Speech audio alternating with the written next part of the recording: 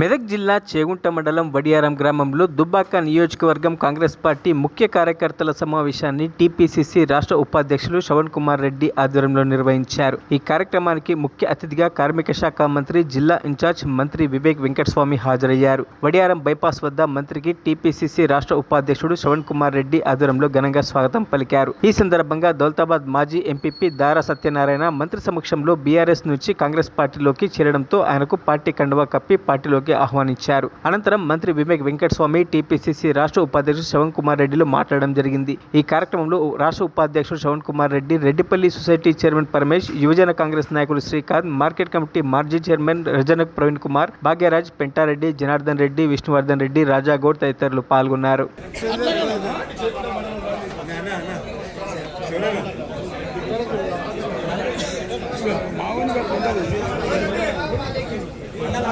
చేగుంట మండల్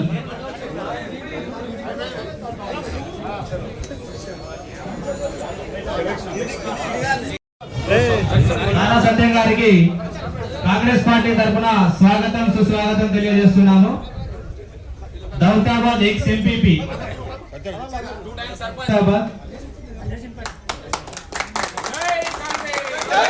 నానా సత్యం గారికి కాంగ్రెస్ పార్టీ తరఫున స్వాగతం సుస్వాగతం తెలియజేస్తున్నాము.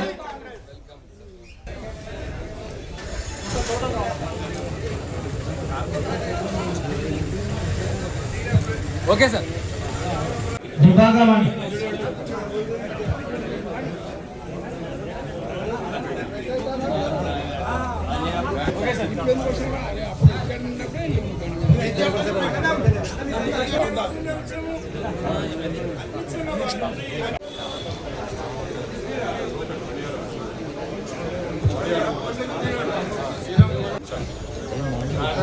ఇప్పటికీ కూడా రాష్ట్ర ప్రభుత్వము ప్రజల కోసం మీరు చూస్తున్నారు. టీఆర్ఎస్ పార్టీ టైంలో ఏమైతుంది, అన్ని మెగా ప్రాజెక్టులు.